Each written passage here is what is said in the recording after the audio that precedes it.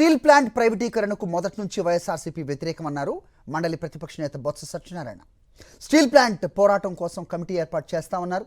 Committee ఆధ్వర్యంలో ఉద్యమ కార్యాచరణ రూపొందిస్తామన్నారు. స్టీల్ ప్లాంట్ ప్రైవేటీకరణ ఆపటమే వైఎస్ఆర్సీపీ ధ్యేయమని స్పష్టం చేశారు బొత్స సత్యనారాయణ. ఇవాళ వచ్చి 34 సంవత్సరాలు వచ్చి ఇవాళ వచ్చి వాళ్ళు ప్రైవేటీకరణ చేస్తున్న తమను అడిగితే ఎఫిషియన్సీ పెంచడానికంట ఆలోచన చేయండి. అంటే ప్రభుత్వ రంగ సంస్థల్లో ప్రభుత్వంలో ఉన్న అధికారులు వాళ్ళు వచ్చి ఎఫిషియన్సీ కాదు, వాళ్ళు దోపిడీ చేయడానికి ఉన్నారా మీ ఉద్దేశం? ఈ ధర్మం ఇది అంటే మీ తాలూకా దుర్బుద్ధి, మీ దొంగ బుద్ధి ఇది అర్థమవుతుంది.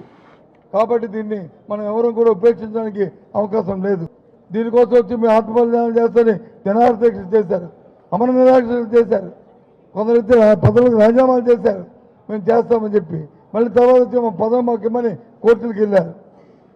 తర్వాత నిరాదీక్ష నేతలు వచ్చి ఇవాళ వచ్చి సొన్నాయి నొక్కులు నొక్కుతున్నారు, ఇవాళ మాట్లాడుతున్నారు. ఈ ధర్మాన్ని అడుగుతున్నాం. ఆ రోజు ఈ రోజు ఏ రోజు కూడా జగన్మోహన్ రెడ్డి గారు విశాఖపట్నం స్టీల్ ప్లాంట్ ఒకే మాట, ఆయన ఇచ్చిన మాట ఒకటే, ఎట్టి పరిస్థితుల్లో విశాఖపట్నం స్టీల్ ప్లాంట్ మరి ప్రైవేటీకరణకి మరి జరగడానికి వీల్లేదు. ఎంత స్థాయికైనా మనం పోరాటం చేద్దాం. ఏ రకంగా మీరు వచ్చి కార్యక్రమం రూపొందించండి. తప్పకుండా నా తాలూకా మన తాలూకా మన పార్టీ పూర్తి మద్దతు ఉంటుంది. అవసరమైతే నేను కూడా వచ్చి దాంట్లో పాల్గొంటానని చెప్పిన మాట కూడా మీకు అందరికి కూడా మరి గుర్తు చేస్తున్నాను. ఎందుకంటే ఇది మన హక్కు, ఇది ఎవరొక్క సొంతం కాదు, సొత్తు కాదు ఇది. కానీ దురదృష్టం ఇవాళ పాల్గొని చేస్తుంది. అధికారం కోసం ఒక మాట, అధికారం పోతే ఒక మాట. ప్రభుత్వం పెద్దలు ముఖ్యమంత్రి గారు ఉప ముఖ్యమంత్రి మన జిల్లాలో ఉన్నారు, ఇదే ప్రాంతంలో ఉన్నారు. వాళ్ళు చేమ కుట్టినట్టు కూడా లేదు, దాని గురించి మాట్లాడే సమస్య లేదు. మాట్లాడినప్పుడు వచ్చి వాళ్ళు మాట్లాడుతున్న మాటలు ఢిల్లీకి వెళ్తేనంట వాళ్ళు అడుగుతారంట, అడిగిన దాన్ని మన సమాధానం ఉండాలంట, లేకపోతే వెళ్ళడం వేస్ట్ అంట.